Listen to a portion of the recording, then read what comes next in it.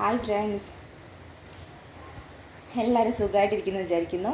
ഞാനും ദൈവസഹായത്താൽ സുഖമായിട്ടിരിക്കുന്നു. അപ്പം ഞാൻ ഇന്ന് ഒരു കാര്യം പറയട്ടെ. നമ്മുടെ ചുറ്റിനും എന്തൊക്കെ വിധം മനുഷ്യന്മാരല്ലേ ഉള്ളത്. ഓരോരുത്തർക്കും ഓരോ സ്വഭാവമാണ്. എന്നാലും ഒരാളുടെ മാനസികമായിട്ടുള്ള ഒരവസ്ഥ പോലും മനസ്സിലാക്കാതെ സംസാരിക്കുന്ന കുറേ പേരുണ്ടാവും. അപ്പോൾ എന്താ അപ്പം അതിനെ പറയുക? അവർക്ക് മനസ്സാക്ഷിയില്ലാന്നോ? അതല്ലേ അവർക്ക് സംസാരിക്കാൻ അറിയില്ലാന്നോ? ഒരു രോഗിയെ കാണുമ്പോൾ എങ്ങനെ സംസാരിക്കണം, ഏത് വിധത്തിൽ അവരെ കൈകാര്യം ചെയ്യണം എന്നറിയാത്ത ആൾക്കാർ ആ രോഗിയെ കാണാൻ പോവാതിരിക്കുന്നതല്ലേ നല്ലത്.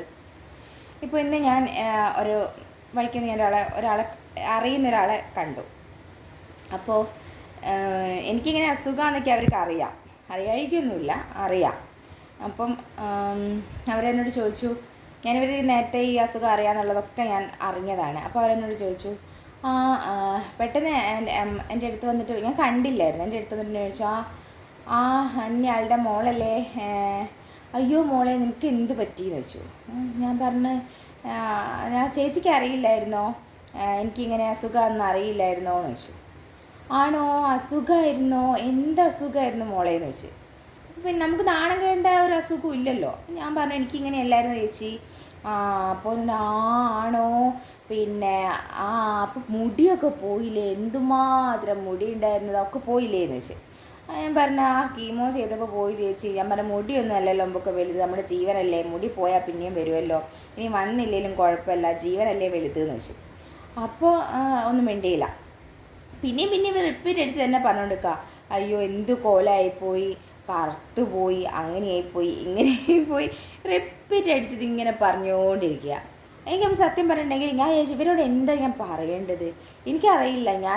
നമുക്കൊരു ദേഷ്യപ്പെട്ട് സംസാരിക്കാൻ പറ്റിയ ഒരു ആളല്ല, അല്ലെങ്കിൽ നമ്മുടെ എന്താ പറയുക, എഡ്യൂക്കേറ്റഡ് ആയ ഒരാളാണ്, നല്ല എഡ്യൂക്കേറ്റഡ് ആയ ഒരാളാണ്. അപ്പോൾ അവരോട് എന്ത് പറയണമെന്ന് എനിക്കറിയില്ല. ഞാൻ ചോദിച്ചതിന് മറുപടിയൊക്കെ ഞാൻ പറഞ്ഞു. പിന്നെ പോകാൻ തന്നെ പറഞ്ഞു, കുഴപ്പമൊന്നുമില്ല മോളെ, ഇപ്പോൾ ഇതെല്ലാവർക്കും വരുന്നുണ്ട്, ജീവനാപത്തൊന്നും വരാണ്ടിരുന്നാൽ മതിയെന്ന്. അതും പറഞ്ഞാൽ അവർ ബസ് കയറി അവരങ്ങ് പോയി. ഞാനിങ്ങനെ ആലോചിക്കും, ഇപ്പം എന്ത് വർത്താനം പറഞ്ഞിട്ടാണ് പോയത്, ജീവനാപത്തോ?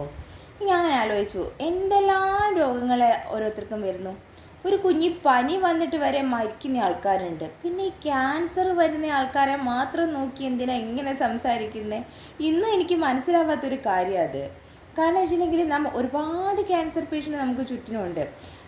ക്യാൻസർ പേഷ്യൻ്റ് സത്യം പറഞ്ഞാൽ ഇത്രയേറെ ഉൾവലിഞ്ഞു പോകുന്നത്, അസുഖം വന്നു കഴിഞ്ഞാൽ ഒരു വീടിനുള്ളിൽ മാത്രമായി ഒതുങ്ങി പോകാനുള്ള ഒരു 90% ക്യാൻസർ ചുറ്റുപാടും നിൽക്കുന്ന ബാക്കിയുള്ള ആൾക്കാരാണ്.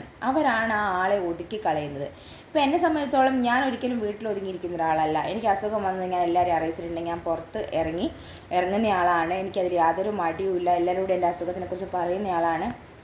ഞാനൊരു വർക്ക് ചെയ്യുന്നയാളാണ്. ബസ്സിലും എല്ലാ വണ്ടികളിലും എല്ലാം പോകുന്നയാളാണ്. എനിക്ക് എന്നെ ഒരാൾ നോക്കുന്നത് കൊണ്ടോ അല്ലെങ്കിൽ എന്നോട് ചോദിക്കുന്നതുകൊണ്ടോ എനിക്കൊരു മടിയുമില്ല.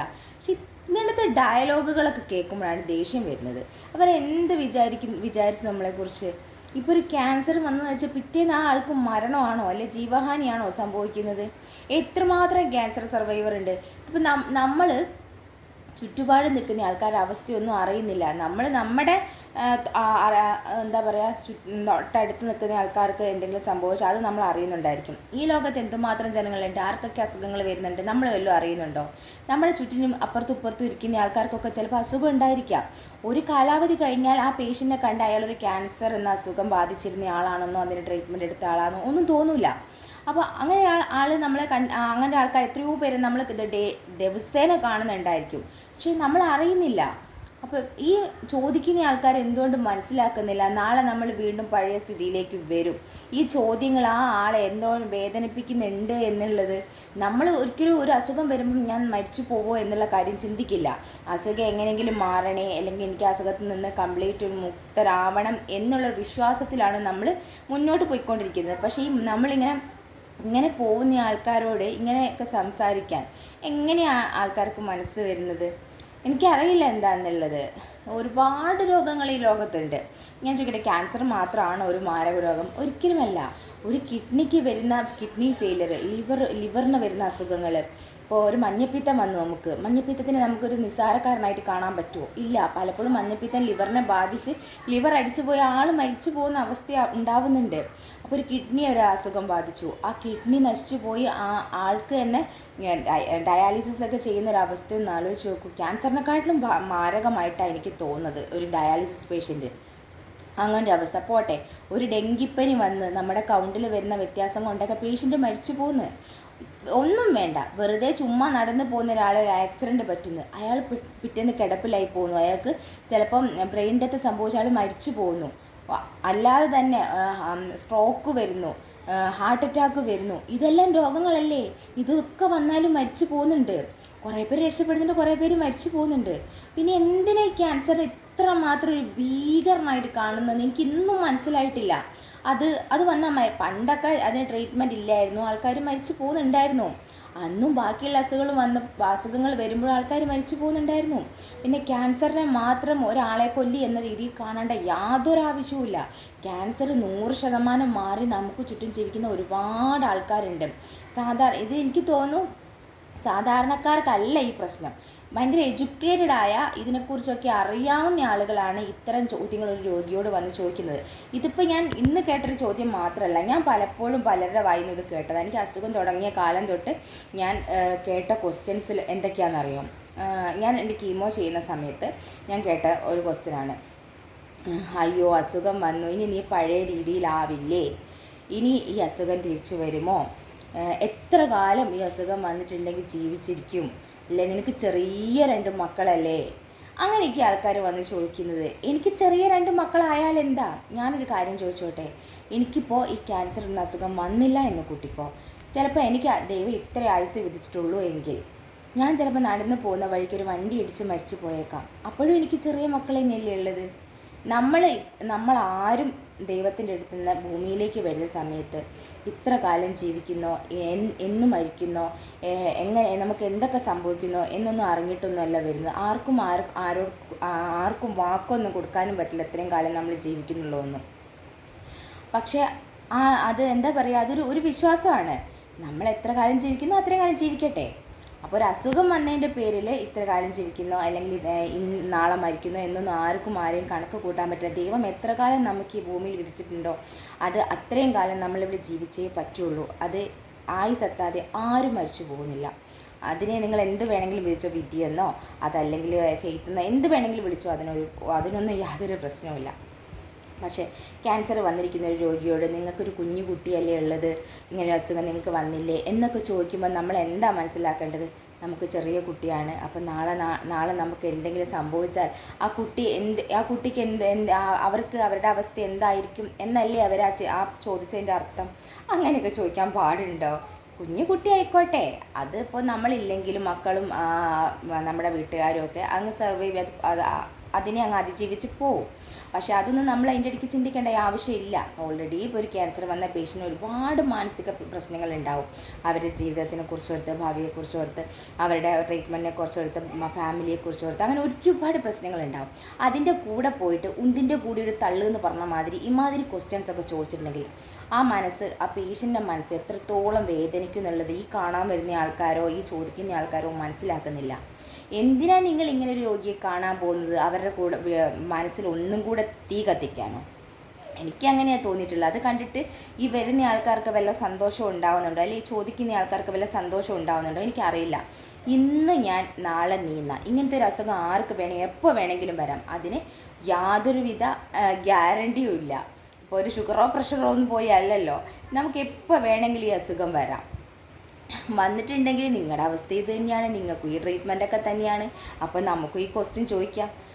പക്ഷേ എനിക്കറിയില്ല. അതുപോലെ എന്നോട് ചോദിച്ചപ്പോൾ എന്നെ കാണാൻ വന്ന കുറച്ച് ആൾക്കാർ കീമോ കഴിഞ്ഞിരിക്കുന്ന ഒരു പേഷ്യൻ്റെ അവസ്ഥ എന്തായിരിക്കും എന്ന് എല്ലാവർക്കും അറിയാം. അവരുടെ മുടി കൊഴിയും, അവരുടെ നിറം നഷ്ടപ്പെടും, അവരുടെ ആദ്യത്തെ ഒരു കോലേ ആയിരിക്കില്ല, കണ്ടാൽ ചിലപ്പോൾ മനസ്സിലാവുക പോലുമില്ല. അപ്പോൾ പലർക്കും അത് നമ്മളെ കാണുമ്പോൾ സങ്കടം നമുക്ക് മനസ്സിലാക്കാം. കാരണം നമ്മൾ അത്രയും നല്ല രീതിയിൽ കണ്ട കുറച്ച് ആൾക്കാർ നമ്മൾ എന്താ പറയുക, നമ്മളെ കാണുമ്പോൾ അവർക്ക് വിഷമം ഉണ്ടാവുന്നുണ്ടെങ്കിൽ അത് അവരുടെ സ്നേഹം കൊണ്ട്. പക്ഷേ ആ വിഷമത്തിനെ മറച്ചു പിടിക്കാൻ കഴിയാത്തൊരു ഒരിക്കലും ഒരു പേഷ്യൻറ്റ് കാണാൻ പോകരുത്. പോസിറ്റീവായ കുറച്ച് കാര്യങ്ങൾ മാത്രമേ ഇങ്ങനെ ഇരിക്കുന്ന ഒരു പേഷ്യൻ്റ് ആഗ്രഹിക്കുന്നുള്ളൂ. നെഗറ്റീവായ കാര്യങ്ങളെല്ലാം അവരെ മുന്നിൽ വെച്ചുള്ള കരച്ചിൽ, സഹതാപം പറച്ചിൽ, ഇതൊന്നും ആർക്കും ഇഷ്ടമുള്ള കാര്യമല്ല. ആ ഒരു അവസ്ഥയിലേക്ക് വന്നാൽ മാത്രമേ അത് മനസ്സിലാവുള്ളൂ. എന്തിനാണ് നിങ്ങളുടെ സഹതാപം? അവർക്ക് നിങ്ങളെ സഹതാപം കിട്ടിയിട്ട് എന്തെങ്കിലും കിട്ടാനുണ്ടോ? ഒന്നും കിട്ടാനില്ല. അപ്പോൾ ദയവ് ചെയ്ത് ഇങ്ങനെയുള്ള ആൾക്കാർ ഒരു പേഷ്യൻറ്റിനെ കാണാൻ ചെല്ലരുത്. അപ്പോൾ ഞാൻ ഈ കീമോയൊക്കെ കഴിഞ്ഞിരിക്കുന്ന സമയത്ത് എൻ്റെ മുടിയൊക്കെ കംപ്ലീറ്റ് പോയിട്ടാണ് ഞാൻ നന്നായി കറുത്തിട്ടുണ്ടായിരുന്നു. ഇപ്പം ഞാൻ വെളുത്ത് നല്ല പറയുന്നത്, ഓൾറെഡി ഞാൻ നിറത്തിലുള്ള ആളാണ്. പക്ഷേ എൻ്റെ നിറത്തിനെക്കാട്ടിലും നന്നായിട്ട് ഞാൻ കറുത്ത് പോയിട്ടുണ്ടായിരുന്നു. അപ്പോൾ അങ്ങനെ എന്നെ കാണാൻ കുറച്ച് പേര് വന്നപ്പോൾ അതിൽ ഒരാൾ എന്നോട് ചോദിച്ചു, വല്ലാണ്ട് കറുത്തു പോയില്ലേ? ഞാൻ എന്താ അവരോട് പറയേണ്ടത്? ഞാൻ വെളുക്കാനുള്ള ട്രീറ്റ്മെൻ്റ് അല്ലല്ലോ എടുത്തുകൊണ്ടിരിക്കുന്നത്. ഇത് പറയണമെന്നുണ്ടായിരുന്നു. അവർ ഹൈ റാങ്കിലുള്ളൊരു ഒരാളാണ്. എന്താ വെച്ചിട്ടുണ്ടെങ്കിൽ നമ്മുടെ കൂടെ വർക്ക് ചെയ്യുന്ന ഒരു നല്ല പൊസിഷനിലുള്ള ഒരാളാണ്. അവരാണ് എന്നോട് ഇങ്ങനൊരു ക്വസ്റ്റ്യൻ ചോദിച്ചത്, വല്ലാണ്ട് കറുത്ത് പോയില്ലേന്ന്. എനിക്ക് ചോദിക്കണമെന്നുണ്ടായിരുന്നു അവരോട്, ഞാൻ വെളുക്കാനുള്ള ട്രീറ്റ്മെൻ്റ് ഒന്നും ചെയ്തിട്ടല്ലല്ലോ വീട്ടിൽ കുത്തിരിക്കുന്നതെന്നുള്ളത്. പിന്നെ നമ്മുടെ ഒരു മര്യാദ കൊണ്ട് ഞാനിത് ചോദിച്ചില്ല. അവർ മര്യാദ കാണിച്ചില്ലെങ്കിൽ നമ്മൾ കാണിക്കണമല്ലോ, നമ്മളെ കാണാൻ വന്ന ആൾക്കാരാണല്ലോ. പിന്നത്തെ എല്ലാവരുടെയും ഒരു ചോദ്യമായിരുന്നു, മുടി പോയില്ലേ എന്നുള്ള ക്വസ്റ്റ്യൻ. ഞാൻ ആലോചിക്കുന്നത്, മുടി പോയാൽ അങ്ങ് പോട്ടെ, അതിലും വലുതല്ലേ നമ്മുടെ ജീവൻ. എനിക്ക് അത്യാവശ്യം നല്ല മുടി ഉണ്ടായിരുന്നു, സത്യമാണ്. കാണുന്നവർക്കത് പോയി കാണുമ്പോൾ വിഷമം ഉണ്ടായിരിക്കാം. പക്ഷെ അത് മനസ്സിൽ വെക്കേണ്ടേ? അത് ആ പേഷ്യൻസിനോട് പറയാൻ പാടുണ്ടോ? മുടിയൊക്കെ പോയാൽ തിരിച്ചു വരുന്നതല്ലേ, ജീവൻ പോയാൽ തിരിച്ചു വരില്ലല്ലോ. അപ്പോൾ ഇങ്ങനെ ഇരിക്കുന്ന ഒരാളോട് എന്തിനാണ് ഇങ്ങനത്തെ ക്വസ്റ്റ്യനൊക്കെ ചോദിക്കുന്നത്? മുടിയല്ലേ, അത് പൊയ്ക്കോട്ടെ എന്നുള്ള ഒരു ഇതിലല്ലേ സംസാരിക്കാവുള്ളൂ. പക്ഷെ പലർക്കും എങ്ങനെ സംസാരിക്കണമെന്ന് അറിയില്ല. ഇങ്ങനെ സംസാരിക്കാൻ അറിയാത്തവർ വീട്ടിൽ പോയി വായ തുറക്കാത്തതാണ് നല്ലത്, അല്ലേ കാണാൻ പോകരുത്. പിന്നെ എന്നോട് ഇപ്പോൾ ഞാൻ പറഞ്ഞില്ലേ, ചെറിയ കുട്ടികളല്ലേ നിനക്കുള്ളത് എന്നുള്ള ചോദ്യം. അപ്പോൾ അതിൻ്റെ അർത്ഥം നാളെ നമുക്ക് എന്തെങ്കിലും സംഭവിക്കുമെന്നാണ് അവർ കണക്ക് കൂട്ടുന്നത്. പിന്നത്തെ ക്വസ്റ്റ്യൻ എന്താ, മുടി പോയില്ലേ, കറുത്ത് പോയില്ലേ. പിന്നെ ഇപ്പോൾ വേറൊരാളിനോട് ചോദിച്ച ചോദ്യം കേട്ടോ, ഈ അസുഖം വന്നാൽ മാറില്ലല്ലേ. അപ്പോൾ ഞാൻ ചോദിച്ചു, അതെന്താ അങ്ങനെ ചോദിച്ചേ? അല്ല, ആർക്കും മാറി കേട്ടിട്ടില്ലല്ലോ എന്നുള്ളത്. ഞാൻ പറഞ്ഞു, മാറുമോ മാറില്ല എന്നൊന്നും നമുക്ക് പറയാൻ പറ്റില്ല. ചിലപ്പോൾ മാറുമായിരിക്കും, ചിലപ്പോൾ മാറില്ലായിരിക്കും. മാറെങ്കിൽ മാറട്ടെ, ഇല്ലെങ്കിൽ വേണ്ട എന്നുള്ള രീതിയിൽ ഞാൻ അവരോട് സംസാരിച്ചു. ഒരുപാട് നമ്മൾ എന്താ പറയുക, നമ്മൾ ഒരുപാട് പോസിറ്റീവായിട്ട് ഇരിക്കുകയായിരിക്കും. നമുക്ക് ഈ അസുഖം വന്നു, ഇനി ഇത് എങ്ങനെ ട്രീറ്റ്മെൻറ്റ് ചെയ്ത് നമ്മൾ ഓക്കെ ആവാം എന്നുള്ള രീതിയിൽ ഇരിക്കുന്ന സമയത്ത് ഇങ്ങനത്തെ ക്വസ്റ്റ്യൻസ് ഒക്കെ ചോദിച്ചിട്ടുണ്ടെങ്കിൽ നമ്മുടെ ആ ഒരു പോസിറ്റീവ് എനർജി അവിടെ നഷ്ടപ്പെട്ടു പോവുകയല്ലേ ചെയ്യുന്നത്. എന്തുകൊണ്ടാണ് ആരും ഇതൊന്നും മനസ്സിലാക്കാത്തത്? പിന്നെ എന്നോട് ചോദിച്ച ക്വസ്റ്റ്യൻ എന്താണ്, ഇനിയിപ്പോൾ കുട്ടികളാകുമോ എന്നുള്ളത്. അത് പിന്നെ എല്ലാവർക്കും ഉള്ളൊരു സംശയം. കുട്ടികളാവായിക്കൊന്നുമില്ല, വേണമെങ്കിൽ കുട്ടികളൊക്കെ ആവും. നമ്മുടെ ട്രീറ്റ്മെൻറ്റ് ഇപ്പോൾ എൻ്റെ ഓൾറെഡി ഫാമിലി ഫുള്ള് എന്താ പറയുക, ഒരു കംപ്ലീറ്റ് ആയതാണ്. എനിക്കൊരു മോളും ഒരു മോനും ഉണ്ട്. ഇനി എനിക്കൊരു കുട്ടി, ഒരു ഫാമിലി പ്ലാനിങ് ഒന്നും ഇല്ല. അപ്പോൾ എനിക്കിനി ഒരു കുട്ടി വേണമെന്നില്ല. അതുകൊണ്ട് എനിക്ക് ട്രീറ്റ്മെൻറ്റിൻ്റെ ആവശ്യമൊന്നുമില്ല, കുട്ടിക്ക് വേണ്ടി ട്രീറ്റ്മെൻറ്റിൻ്റെ ആവശ്യമൊന്നുമില്ല. അപ്പോൾ എന്താ പറയുക, അത് കുട്ടികൾ ഉണ്ടാവാത്ത ആൾക്കാർക്കാണെങ്കിൽ ട്രീറ്റ്മെൻറ്റ് ചെയ്താൽ കുട്ടികളുണ്ടാവും. അതിനൊന്നും ഒരു പ്രശ്നവുമില്ല. ഒരു ട്രീറ്റ്മെൻറ്റ് എടുത്തു വെച്ചിട്ട് കുട്ടികൾ ഉണ്ടാവാഴികയൊന്നുമില്ല. ഉണ്ടാവാൻ നമുക്ക് അതിനുള്ള മെഡിക്കൽ സയൻസ് ഒരുപാട് വളർന്ന കാലമാണ്. വേണമെങ്കിൽ കുട്ടികളൊക്കെ ഉണ്ടാവും. അപ്പോൾ അത് പിന്നെ അത്ര പ്രശ്നമില്ല. അത് അവരുടെ ഒരു സംശയമായിരിക്കാം. എനിക്ക് 2 കുട്ടികളുള്ളതുകൊണ്ട് എനിക്കത് അത്ര ഫീൽ ചെയ്തില്ല. കുട്ടികളില്ലാത്ത ഒരാളോടാണ് വന്ന് ചോദിക്കുന്നെങ്കിലോ അവർക്കത് വിഷമമാവില്ല. ഇനി കുട്ടി ഉണ്ടാവുമോ ഇല്ലയോ എന്നൊക്കെ ഉള്ളൊരു വിഷമം അവർക്ക് വരും. പിന്നെ എന്താ, പിന്നെ ഞാൻ ട്രീറ്റ്മെൻറ്റ് എടുക്കുന്ന സമയത്ത് ഈ ഒത്തിരി സ്റ്റിറോയിഡ് തന്നിട്ടുണ്ടായിരുന്നു. എനിക്ക് സ്റ്റിറോയിഡ് എടുത്തിട്ടാണെന്നൊന്നും വല്ലാണ്ട് തടി വെച്ചായിരുന്നു. അപ്പോൾ അതും കുറേ പേര് പറഞ്ഞിട്ടുണ്ടായിരുന്നു, നീ ഇങ്ങനെ ഫുഡ് കഴിക്കുന്നത്, എല്ലാവരും കീമോ എടുക്കുമ്പോൾ മെലിയ ചെയ്യുക, നീ ഇതിരുന്ന് തിന്ന് നീ തടി വെച്ചു എന്ന് കുറേ പേര് പറഞ്ഞിട്ടുണ്ട്. അതും എനിക്ക് മാനസികമായി കുറച്ച് ബുദ്ധിമുട്ടുണ്ടാക്കിയ കാര്യമാണ്. തടി വെക്കുന്നത് നമ്മളാരും വിചാരിച്ചിട്ടൊന്നുമല്ല തടി വെക്കുന്നത്. കുറേ സ്റ്റിറോയിഡ് എടുത്തിട്ടാണ് തടി വെക്കുന്നത്. അല്ലാണ്ട് ഞാൻ തിന്ന് തടി വെച്ചതൊന്നും അല്ലായിരുന്നു ഞാൻ. പക്ഷെ അതിലൊരു തമാശയായ രീതിയിൽ എടുത്തങ്ങ് തള്ളി വിട്ടു. പിന്നെന്താ, ഇങ്ങനത്തെ ക്വസ്റ്റ്യൻസാണ് ഓരോരുത്തർ ചോദിക്കുക. ഇനി അല്ലാതെ ഇതൊക്കെ സാധാരണക്കാരോ അല്ലെങ്കിൽ പിന്നെ അങ്ങനെയുള്ള ആൾക്കാരൊന്നുമല്ല ചോദിച്ചിരിക്കുന്നത്. നല്ല എഡ്യൂക്കേറ്റഡ് ആയ ആൾക്കാർ എന്നോട് ചോദിച്ചിട്ടുള്ളത്. ഈ എഡ്യൂക്കേറ്റഡ് എഡ്യൂക്കേഷൻ ഉള്ള ആൾക്കാർക്കാണെന്ന് തീരെ വിവരമില്ലാത്തത്. ഞാൻ അങ്ങനെ വിചാരിച്ചിട്ടുണ്ട്, എന്തിനാണ് ഇങ്ങനെയൊക്കെ ചോദിക്കുന്നത്. എനിക്ക് പക്ഷേ എന്താ പറയുക, ആൾക്കാർ എന്നെ കാണാൻ വരുന്നതായിരുന്നു എനിക്ക് ഇഷ്ടം. കാരണം വെച്ചിട്ടുണ്ടെങ്കിൽ ഒറ്റയ്ക്ക് ഇങ്ങനെ ഇരിക്കുമ്പോൾ എന്തൊക്കെയോ ഒരു ടെൻഷനായിരുന്നു. ആരോടെങ്കിലുമൊക്കെ സംസാരിക്കുക, എനിക്കിങ്ങനെ കുറേ നേരം സംസാരിക്കുകയൊക്കെ ചെയ്ത് എനിക്ക് നല്ലൊരു എനർജി ആയിരുന്നു. പലർക്കും അങ്ങനെ ഉണ്ടാവില്ല എന്ന് ഞാൻ കേട്ടിട്ടുണ്ട്. പലരും അസുഖം വന്നു കഴിഞ്ഞിട്ട് ആരും വരുന്നതോ കാണുന്നതോ ഒന്നും ഇഷ്ടമില്ലാത്ത ആൾക്കാരുണ്ടായിരുന്നു. പക്ഷേ എനിക്ക് നേരെ തിരിച്ചായിരുന്നു. എനിക്ക് ആൾക്കാരോട് സംസാരിക്കാൻ ഇഷ്ടം. ഞാൻ അകത്ത് കിടക്കുന്നില്ല, ഞാൻ പുറത്ത് കസേര വന്ന് കുത്തുന്ന വഴിയെ കൂടെ പോകുന്നവരോടൊക്കെ എന്തെങ്കിലുമൊക്കെ സംസാരിക്കുമായിരുന്നു. അല്ലെങ്കിൽ ആരെയും പോകുന്നുണ്ടെങ്കിൽ അവർ എന്നോട് സംസാരിച്ച് അവരുടെ വീട്ടിലേക്ക് വരാൻ ഞാൻ പറയുമായിരുന്നു. അതുകൊണ്ട് എൻ്റെ വീടിന് ചുറ്റുപാടുള്ളവർക്കൊന്നും ഒരു പ്രശ്നമില്ലായിരുന്നു. ആ അസുഖം വന്നാൽ നമുക്ക് കുഴപ്പമൊന്നുമില്ല എന്നുള്ളൊരു ആറ്റിറ്റ്യൂഡായിരുന്നു. പക്ഷെ എന്നെ കാണാൻ പുറത്തുനിന്ന് വന്ന ആൾക്കാർക്കായിരുന്നു ഇത്തരം ചോദ്യങ്ങളും നമുക്ക് കുത്തിയുള്ള പ്രശ്നങ്ങളൊക്കെ. പിന്നെ എൻ്റെ ഒരു റിലേഷനായുള്ള ഒരാൾ വന്നപ്പോൾ എന്നോട് ചോദിച്ചു, എന്താ നിനക്ക് ഇത്ര ചെറുപ്പത്തിൽ നിനക്ക് എന്താ ഇങ്ങനെ ഒരു അസുഖം വന്നത്, പിന്നെ എന്ത് പാപം ചെയ്തിട്ടാണോ ഇങ്ങനൊരു അസുഖം വന്നത്. എന്താ ഞാൻ ആ ചേട്ടനോട് പറയേണ്ടത്? എന്ത് പാവം ചെയ്തിട്ടാണോ എനിക്കിങ്ങനെ അസുഖം വന്നതെന്ന്. പാവം എന്തെങ്കിലും ചെയ്യണോ, അല്ലെങ്കിൽ എന്ത് പാവം എനിക്കറിയില്ല എന്താ അവർ ഉദ്ദേശിച്ചെന്നുള്ളത്. അതിനൊന്നും ഒരു മറുപടി പറയാനില്ല. ഞാനപ്പോൾ പറഞ്ഞു, പാവം ചെയ്യാനോ, എന്ത് പാവം ഞാൻ ചെയ്യാനാ ചേട്ടാന്ന് വെച്ചപ്പോൾ എന്നോട് പറഞ്ഞു, ഈ ജന്മത്തിലല്ലെങ്കിൽ ഇങ്ങനെ കഴിഞ്ഞ ജന്മത്തിൽ ആരും കൊന്നിട്ടുണ്ടാവും, അതുകൊണ്ടാണ് എനിക്ക് ഇപ്പം ഇങ്ങനെ അവസ്ഥ വന്നത്. അവരോടൊന്നും പറയാനില്ല, ബാക്കിയെല്ലാം ദൈവം പറഞ്ഞോളൂ. എനിക്ക് അത്രേ പറയാനുള്ളൂ. ഇങ്ങനെ ഒരു ക്വസ്റ്റ്യനൊക്കെ ചോദിക്കുന്ന ആൾക്കാരോട് എനിക്കൊന്നും പറയാനില്ല. അങ്ങനെ ഞാൻ എന്തെങ്കിലും പാവം ചെയ്തിട്ടുണ്ടെങ്കിൽ ദൈവം എനിക്ക് ശിക്ഷ തന്നാണേ ആയിക്കോട്ടെ, അല്ലാതെ വേറെ ഒന്നും പറയാനില്ലല്ലോ. പിന്നെ വേറെ എന്താണ്, അങ്ങനത്തെ ക്വസ്റ്റ്യൻസൊക്കെ എന്നോട് വന്ന് ചോദിച്ചുകൊണ്ടിരുന്നത്. പിന്നെ കുറേ പേര് സഹതാപവുമായി വന്ന് സാരമില്ല കേട്ടോ, ഓക്കെ ആവട്ടോ എന്നൊക്കെ പറഞ്ഞ കുറേ പേരുണ്ട്. അത് പിന്നെ ഒരു നോർമൽ ടോക്ക്, അല്ലാതെ ഒരു രോഗിയെ കാണുമ്പോൾ വേറെ എന്ത് പറയാനാ. അതുകൊണ്ട് അങ്ങനെ പറഞ്ഞതായിരിക്കാം, അതൊക്കെ ഓക്കെ, ഒന്നും പ്രശ്നമില്ല. പക്ഷേ ഇങ്ങനത്തെ നെഗറ്റീവായുള്ള കാര്യങ്ങളൊക്കെ കേൾക്കുമ്പോണ്ടല്ലോ വല്ലാത്തൊരു ഇറിറ്റേഷനാണ്. നിങ്ങളെന്തോ പാവം ചെയ്തുകൊണ്ടാണ് ഇങ്ങനെ വന്നത്. പിന്നെ വേറൊരാൾ എന്നോട് വന്നപ്പോൾ ചോദിച്ചതാണേ, ഞാൻ അങ്ങനെ വലിയ ദൈവവിശ്വാസി എന്ന് പറഞ്ഞിട്ടുണ്ടെങ്കിൽ ദൈവത്തിനെ വിളിക്കുമായിരുന്നു, പിന്നെ അമ്പലത്തിൽ പോവുമായിരുന്നു, ഒക്കെ ചെയ്യുമായിരുന്നു. പിന്നെ എങ്ങനെ അങ്ങ് അമ്പലത്തിൽ നിന്ന് ഇറങ്ങാത്ത ആളൊന്നും അല്ലായിരുന്നു. അപ്പോൾ ഞാൻ എന്താ പറയുക, അപ്പോൾ അവരെന്നോടായിരുന്നു, നിനക്ക് ദൈവവിശ്വാസം കുറഞ്ഞിട്ടായിരിക്കും നിനക്ക് ചിലപ്പോൾ അസുഖം വന്ന് നിന്നെ ദൈവം പരീക്ഷിക്കുകയായിരിക്കും. അപ്പം ഞാൻ അവരോട് പറഞ്ഞു, എനിക്ക് ദൈവവിശ്വാസത്തിനൊരു കുറവുമില്ല, ഞാൻ ദൈവത്തിനെ വിളിക്കുന്നുമുണ്ട്, അതിലൊന്നും ഒരു പ്രശ്നവുമില്ല. പിന്നെ ഈ ദൈവം തന്നെയാണല്ലോ എനിക്ക് അസുഖം തന്നത്, അപ്പോൾ ആ ദൈവം തന്നെ മാറ്റി തന്നോളൂ എന്ന് ഞാൻ പറഞ്ഞു. എന്നാൽ അപ്പോൾ അവരങ്ങനെ പറഞ്ഞു. എനിക്ക് അവരോടൊന്നും പറയാനില്ല, എന്ത് പറയാനാ. നാളെ അവർക്ക് അസുഖം വരില്ല എന്നൊന്നും പറയാൻ പറ്റില്ലല്ലോ, ആർക്കെന്നൊന്നും പറയാൻ പറ്റില്ലല്ലോ. അവനെ എന്താ പറയുക, മറ്റുള്ളവർക്ക് വരുമ്പോൾ എന്തൊരു പഴഞ്ചൊല്ലില്ലേ, എന്താണ്, ആരാൻ്റെ തള്ളയ്ക്ക് ഭ്രാന്ത് വന്നാൽ കാണാൻ നല്ല രസമാണെന്ന് തോന്നില്ലേ, അതുപോലെ മറ്റുള്ളവർക്ക് വരുമ്പോൾ ഇങ്ങനെയൊക്കെ പറയാൻ നല്ല രസമായിരിക്കും.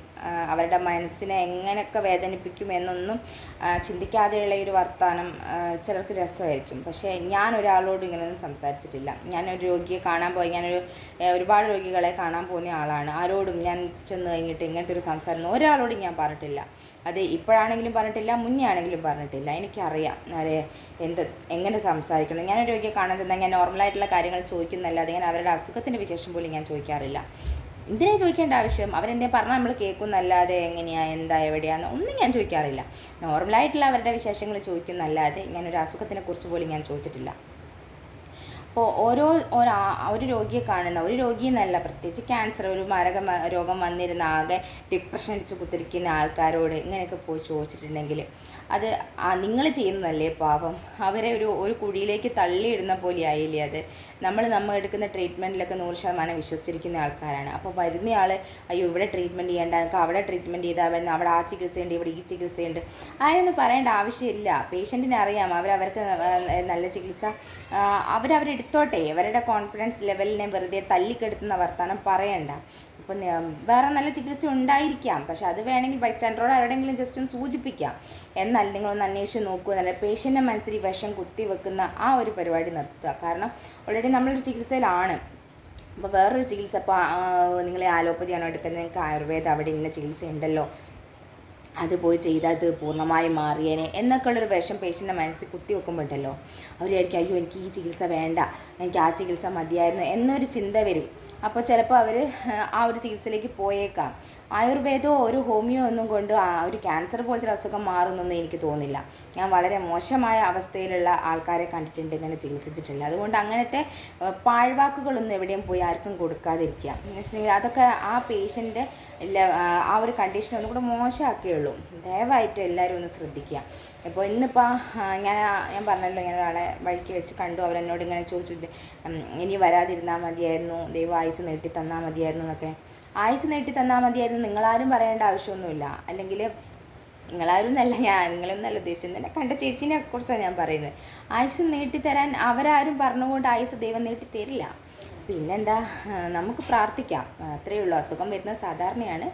അപ്പോൾ ആ അസുഖം ആർക്കും വേണമെങ്കിലും വരാം. അപ്പോൾ ചികിത്സിച്ച് ഭേദമാവട്ടെ, ഇല്ല വേണ്ട വെറുതെ നെഗറ്റീവ് അടുപ്പിച്ച് എന്താ പറയുക, ആളുടെ കോൺഫിഡൻസ് ലെവലിൻ്റെ മണ്ടക്കിട്ട് അടി കൊടുക്കുന്ന പരിപാടി ചെയ്യാതിരിക്കുക. അപ്പോൾ എന്നോട് പറഞ്ഞതൊക്കെ ബാക്കിയുള്ള ആൾക്കാരോട് ഇങ്ങനെ തന്നെ പോയി പറഞ്ഞാൽ ആരെങ്ങനെ പ്രതികരിക്കുന്നൊന്നും പറയാൻ പറ്റില്ല. അപ്പം എല്ലാം മുകളിലിരിക്കുന്നവൻ്റെ കയ്യിലാണ് നമ്മളെല്ലാം ഏൽപ്പിച്ചിരിക്കുന്നത്. അവൻ തന്ന അസുഖമാണ്, ജീവിതത്തിൻ്റെ പരീക്ഷണമാണ്. അത് താണ്ടാനുള്ള ശക്തിയും മുകളിലിരിക്കുന്ന ആൾ തന്നെ തരും. ഞാനെല്ലാം ദൈവത്തിൽ വിശ്വസിക്കുന്നു. അത് മാത്രമേ എനിക്ക് പറയാനുള്ളൂ. അപ്പോൾ ഇങ്ങനത്തെ അവസ്ഥയിലിരിക്കുന്ന ഒരു രോഗിയുടെ അടുത്ത് പോയിട്ട് ഇത്തരം വർത്തമാനം പറയരുത്. ക്യാൻസർ എന്ന രോഗം ഇപ്പം ഒരുപാട് പേർക്ക് വരുന്നുണ്ട്. അതിന് നല്ല ട്രീറ്റ്മെൻറ്റും ഉണ്ട്. ഒരുപാട് ക്യാൻസർ സർവൈവേഴ്സ് നമ്മുടെ ചുറ്റിനുമുണ്ട്. ഞാൻ തന്നെ ഇഷ്ടംപോലെ ആൾക്കാരെ കാണുന്നുണ്ട്. അപ്പോൾ അതൊക്കെ നമുക്കൊരു മനസ്സിനൊരു കുളിർമയുള്ള കാഴ്ചയാണ്. അപ്പം ഞാൻ എപ്പോഴും ഓരോ രോഗിയുടെ അടുത്ത് പോകുമ്പോഴും ഞാൻ ചോദിക്കും, എത്ര വർഷമായി നിങ്ങൾക്ക് ഈ അസുഖം വന്നിട്ട് എന്നുള്ളത്. 8, 10, 30, 35 എന്നൊക്കെ പറയുമ്പോൾ എനിക്ക് മനസ്സിലുണ്ടാകുന്ന ഒരു സന്തോഷം എത്രയാണെന്നറിയോ. അപ്പോൾ ഈ അസുഖം വന്ന് ഇത്രയൊക്കെ സർവൈവ് ചെയ്യുന്ന ആൾക്കാർ നമുക്ക് ചുറ്റിനുണ്ടെന്ന് കേൾക്കുന്ന വലിയ സന്തോഷമല്ലേ. അപ്പം അങ്ങനെയുള്ള ആൾക്കാരെ നടുക്ക് നിൽക്കുന്ന നമ്മളെയാണ് ഇവർ എന്ത് പറയുന്നത്, നിങ്ങൾക്ക് പിന്നെ ആയുസ് തന്നാൽ മതിയായിരുന്നു, അല്ലെങ്കിൽ ജീവൻ തന്നാൽ മതിയായിരുന്നു, മാറിയാൽ മതിയായിരുന്നു എന്നൊക്കെയുള്ള ഒരു നെഗറ്റീവ് ചൊവ്വയുള്ള വർത്തമാനം പറഞ്ഞ് നമ്മുടെ കോൺഫിഡൻസിനെ തല്ലിക്കെടുത്തുന്നത്. അപ്പോൾ അങ്ങനത്തെ വർത്തമാനം ദയവേത് പറയാതിരിക്കുക. വെച്ചിട്ടുണ്ടെങ്കിൽ നമ്മൾ ഒരു നൂൽപ്പാലത്തിൻ്റെ മുകളിൽ പോകുമ്പോലെയാണ് ഇപ്പോൾ ജീവിതം. അപ്പോൾ ആ നൂൽപ്പാലത്തിൻ്റെ മുകളിൽ കൂടെ പോകുമ്പോൾ ചിലപ്പോൾ നമുക്ക് ഇങ്ങനത്തെ വർത്തമാനങ്ങൾ പലരെ ഒന്നൊന്ന് ചിലപ്പോൾ താളം തെറ്റിക്കാനുള്ള പല സിറ്റുവേഷൻ വന്നേക്കാം. അപ്പോൾ അത് ദയവായി പുറത്തുള്ള ആൾക്കാർ മനസ്സിലാക്കുക. അങ്ങനത്തെ രോഗങ്ങൾ വരുന്ന ആൾക്കാരെ നെഗറ്റീവ് അടുപ്പിക്കാതിരിക്കുക. നമുക്ക് ചുറ്റിനും ഒരുപാട് രോഗികളുണ്ട്, ക്യാൻസർ മാത്രമല്ല.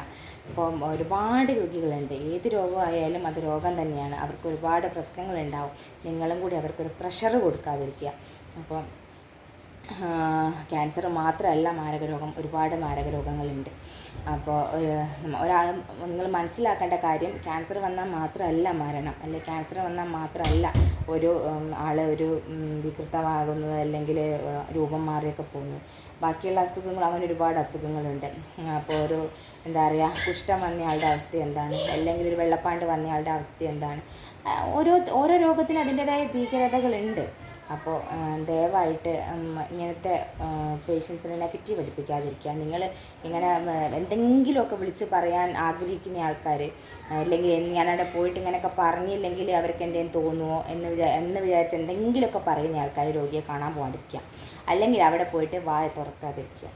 അപ്പോൾ എനിക്കിന്നിങ്ങനെ കേട്ടപ്പെട്ടല്ലോ, സത്യം പറഞ്ഞാൽ എനിക്ക് ദേഷ്യം വന്നു. എന്തിനപ്പോൾ അങ്ങനെയൊക്കെ പറയേണ്ട ആവശ്യം ഞാൻ ചിന്തിച്ചു.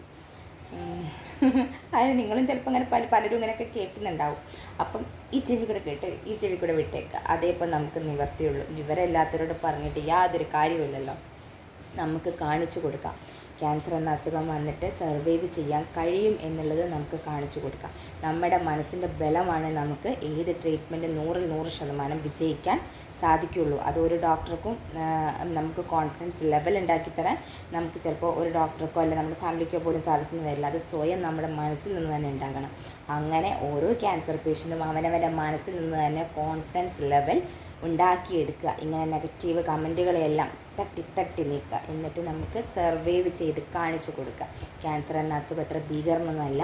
നമ്മൾ അതിനെല്ലാം ഒരു പനി വരുന്നതിനെക്കാട്ടും ലാഘവത്തെ ചികിത്സിച്ച് ഭേദമാക്കും എന്നുള്ളത് കാണിച്ചു കൊടുക്കുക.